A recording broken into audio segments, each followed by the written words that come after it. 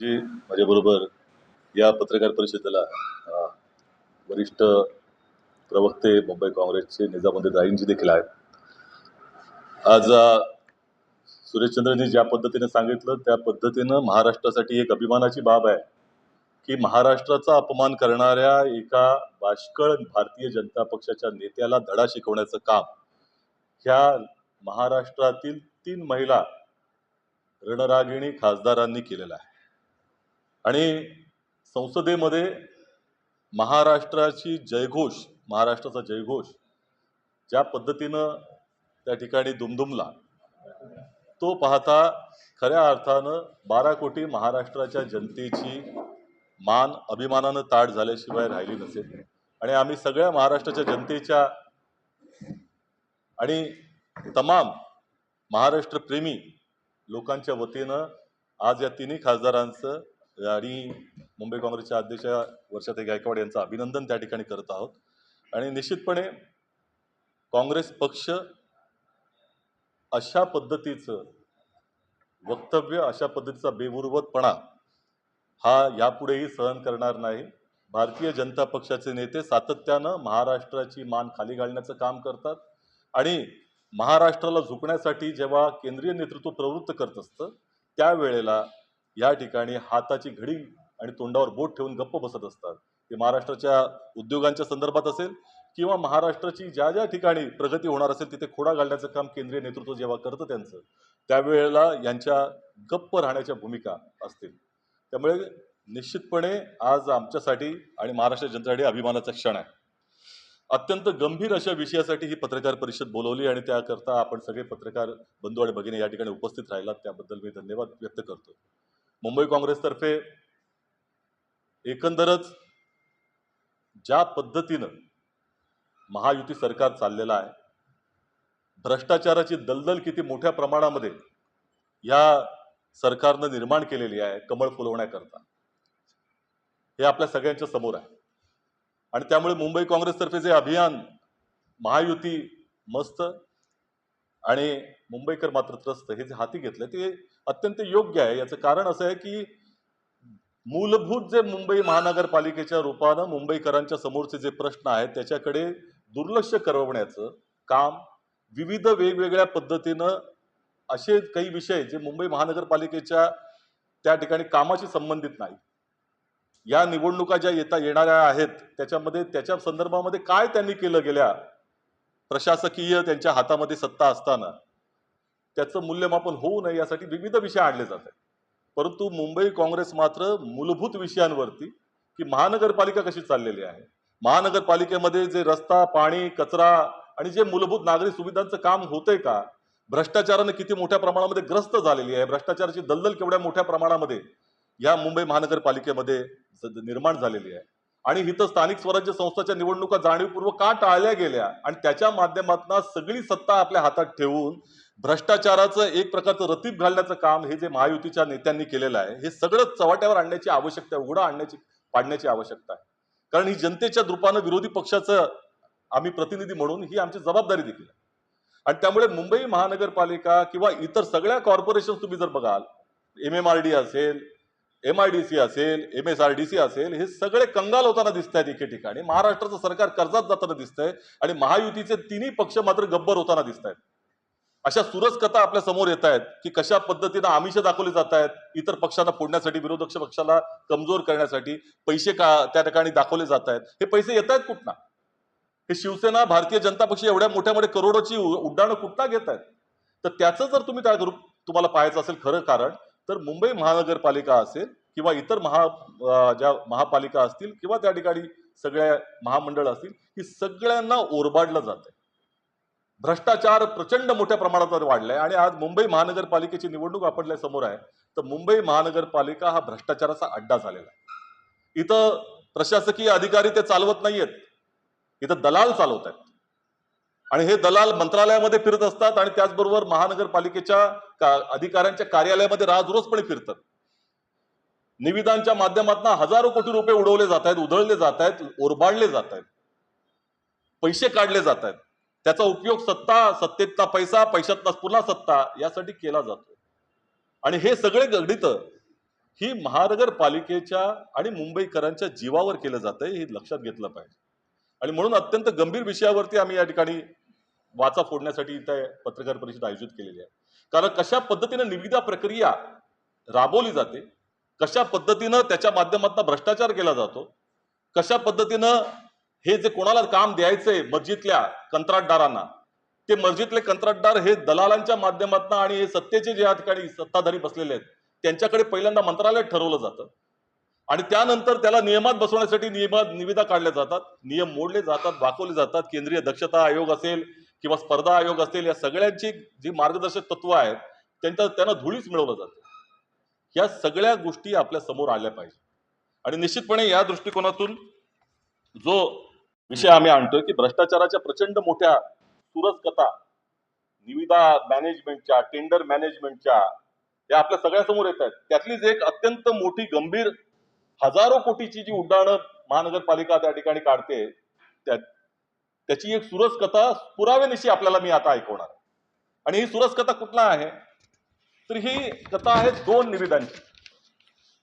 हे 2 टेंडर जे महानगरपालिकेनं गेल्या 2 वर्षामध्ये राबवलेले आहेत आणि ते कुठले असतील तर सामान्य माणसाच्या तोंडामध्ये शुद्ध केलेलं पाणी पोहोचवण्यासाठी जे काम महानगरपालिका करते त्या जलशुद्धीकरण प्रकल्पाच्या निविदेमध्ये किती मोठा घोटाळा करून ठेवला आहे नाही हे आपल्या समोर आणायचं. तर त्यातली ही पहिली कथा जी सुरू होते ती 2023-24 साली भांडूप कॉम्प्लेक्स मध्ये जलशुद्धीकरण प्रकल्पाचा या महानगरपालिकाने आराखडा तयार केला आणि त्याची जवळपास 2000 MLD क्षमतेची या प्रकल्पाची आखणी केली. त्याची निविदा जवळपास आता या प्रकल्पाची किंमत जवळपास 4376 कोटीची आहे, जवळपास 4400 समजा 4400 कोटी.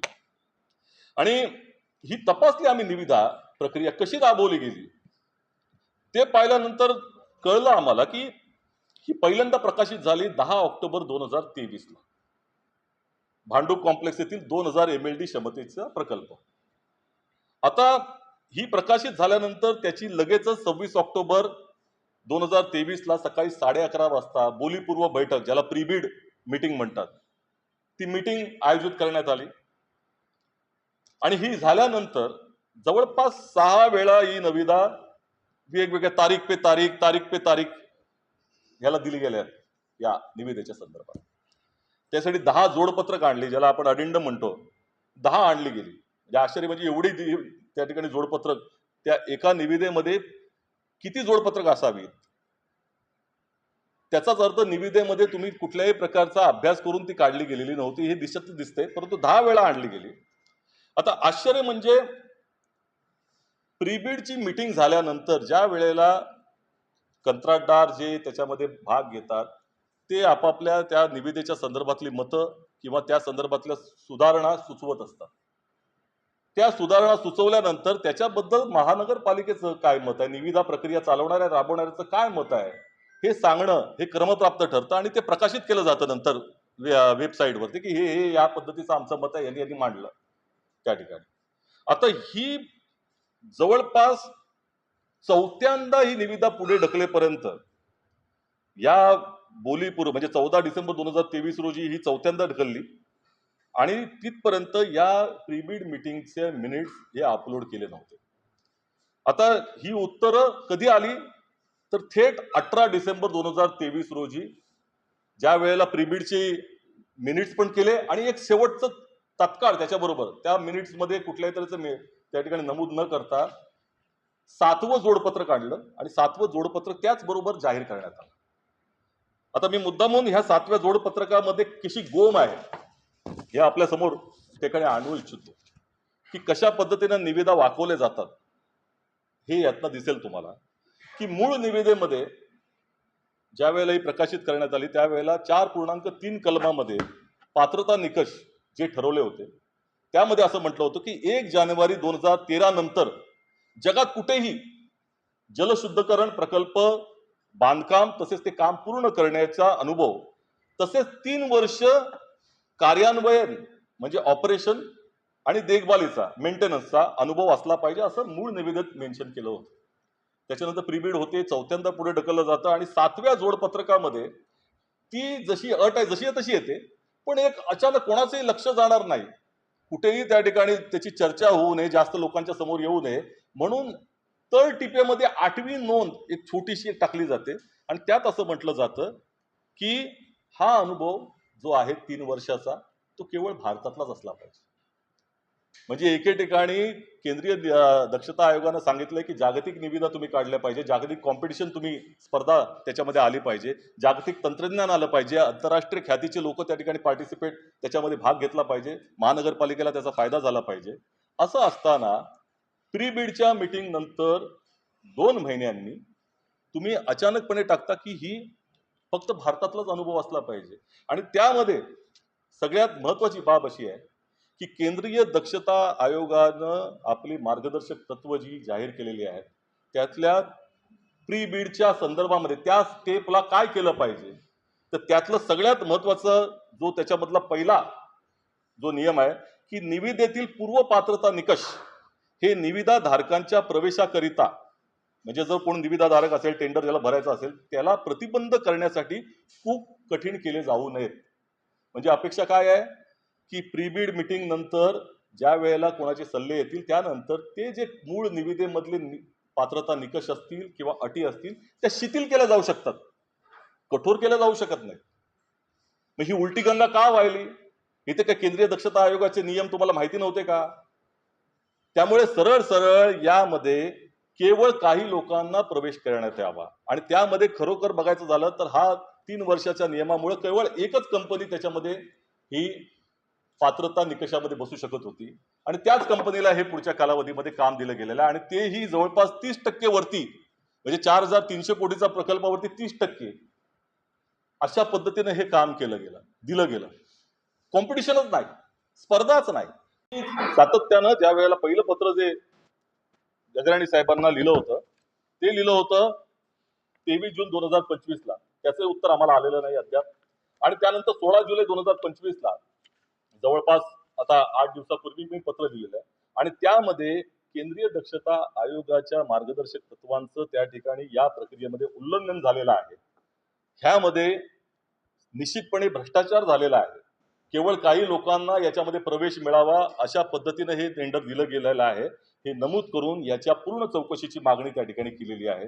ज्या पद्धतीने तुम्ही पाहत असाल की त्या मिठी नदीच्या संदर्भामध्ये आता ईओडब्ल्यू लागलेला आहे, SIT लागली, त्याच्यामध्ये दलालांचं नावं येत आहेत. कोण के नावाचा दलाल आहे, आता ह्याच्यामध्ये SB नावाचा दलाल आहे. हे दलाल कोण आहेत फिरतायत कार्यालयामध्ये, हा SB कोण आहे ह्याची चौकशी होण्याची आवश्यकता आहे. आणि मग हे संपूर्ण ही जी निविदा प्रक्रिया आहे ती महानगरपालिका, मुंबई महानगरपालिका देशाच्या आर्थिक राजधानी मधली महत्वाची अशा तऱ्हेची संस्था ज्याचं व्यवस्थापन हे जागतिक स्तराचं असलं पाहिजे, त्या संस्थेतर्फे राबवलेल्या प्रक्रियेमध्ये एवढी मोठी घोडचूक किंवा एवढी मोठी त्या ठिकाणी नियमांचं उल्लंघन कसं होऊ शकतं, हा प्रश्नाचं उत्तर अजूनही आम्हाला अद्याप मिळालेलं नाही. याच्या चौकशीची मागणी केलेली आहे. आता ही सुरस्कतेचा हा एक भाग झाला. दुसरा भाग जो आहे तो आत्ताचा आहे. कारण हे आता आम्ही का त्याची चौकशी सुरू केली, तर त्याची चौकशी सुरू करण्याचं कारण असं होतं की आत्ताच 910 MLD क्षमतेचा पांजरापूर येथील जलशुद्धीकरणाच्या प्रकल्पाची निविदा ही जाहीर केलेली आहे. ही प्रक्रिया सुरू आहे आता सध्या. आता तुम्ही लक्षात घ्या, खऱ्या अर्थानं मी जाणीवपूर्वक म्हणतो की निविदा पुढे ढकलण्याचा जागतिक विक्रम हा या महानगरपालिकेने केलेला आहे.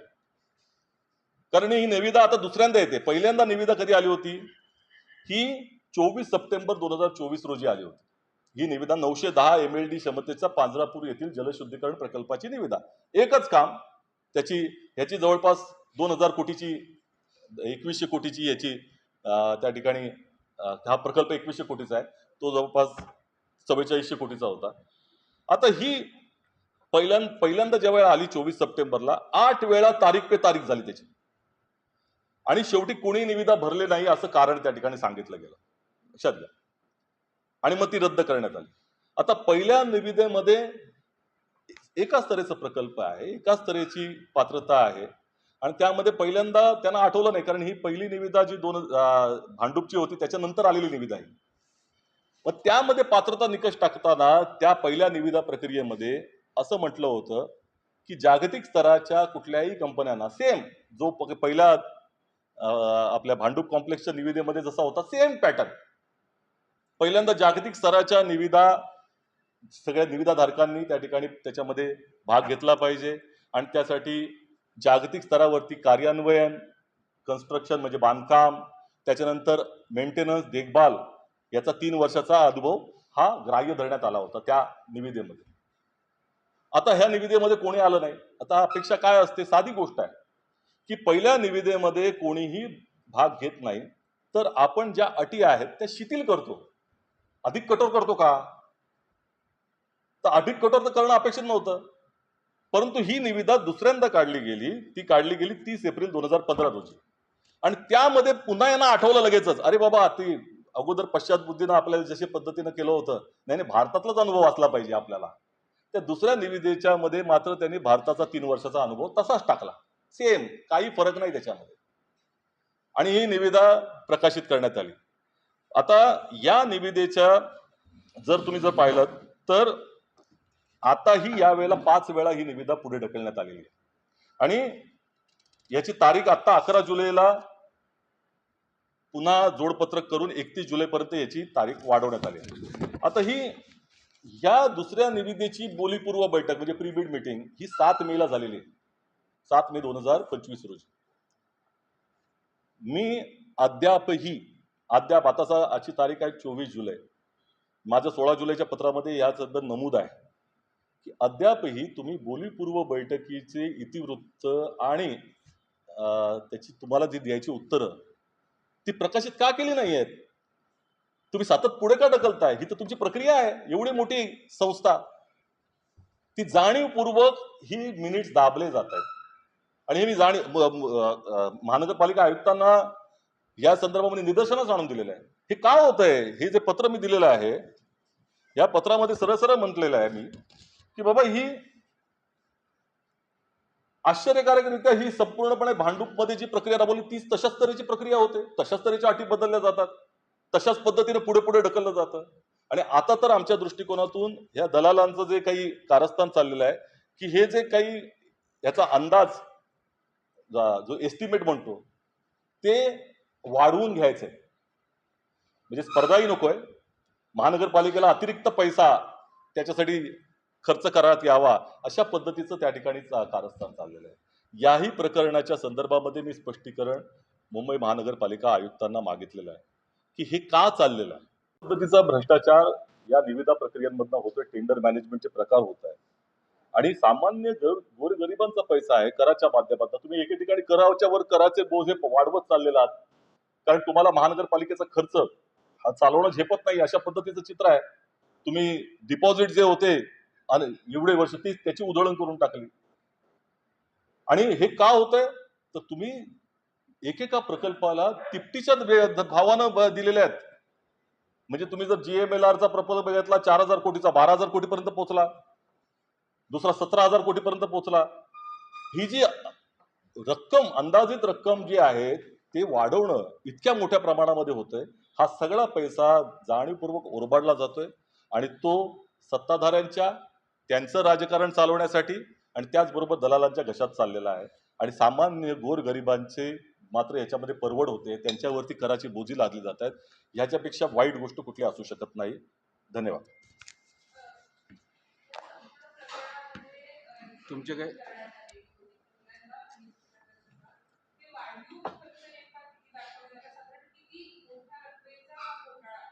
नाही, मी सांगितलं ना या संदर्भामध्ये पहिली जी प्रक्रिया राबवली त्याच्यामध्ये कोणी स्पर्धाच येऊ नये. जवळपास 4400 कोटी रुपयाचा प्रकल्प 30% वाढीनं हा गेलेला आहे.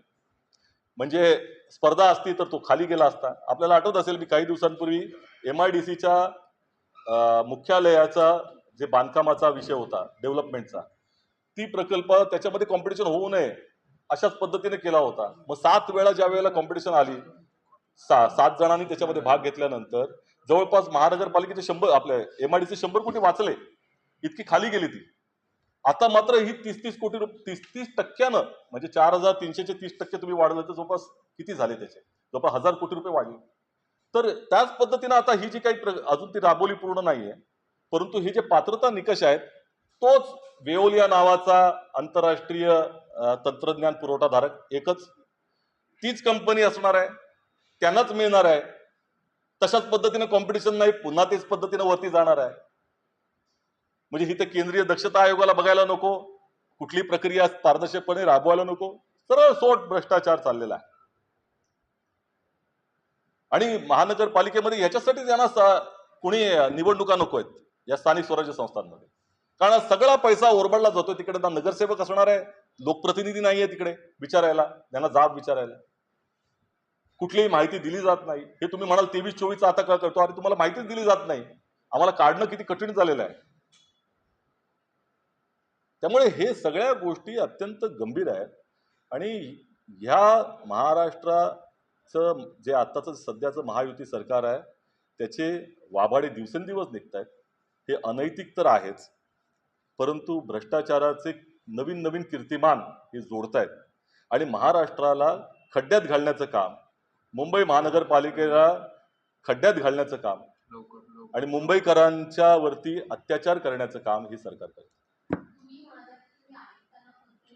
थकले त्यावेळेला तुमच्यापर्यंत आलो. निश्चितपणे हे जे प्रकरण आहे ते इथे थांबणार नाही.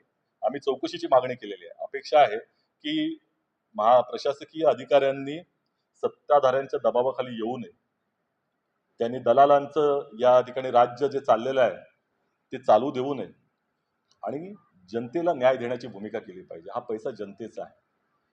तुम्ही साधी गोष्ट आहे की 100 रुपयामध्ये जर 3 प्रकल्प होणार असतील तर 100 रुपयामध्ये जेव्हा एक प्रकल्पच केला जातोय असं जर समजलं आपण, तर ते उरलेले पैसे हे जनतेचे आहेत, त्याच्यातनं जनतेचा विकासही होत नाहीये. तो कोणाच्या कशात चाललेला आहे बघायला गेलं पाहिजे.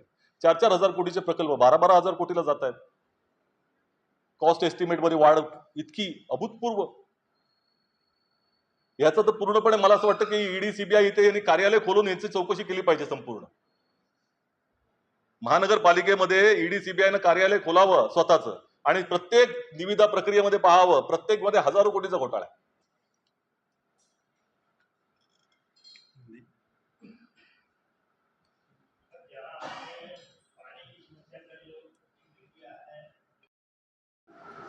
निश्चित तौर पर ये भ्रष्टाचार का मामला है और जिस तरह से महानगरपालिका दिन ब दिन कमजोर होती जा रही है आर्थिक तौर पर, और उसके सामने अगर देखा जाए, उसकी तुलना अगर आप करें तो महायुति के सभी दोनों पार्टियां, तीनों पार्टियां जो भी हैं अभी, उनकी आर्थिक स्थिति तो बढ़ती जा रही है.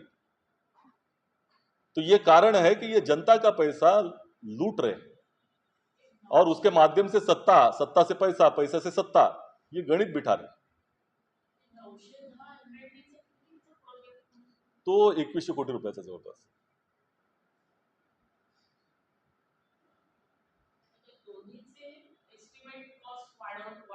आता ही प्रक्रिया चालू आहे यांची.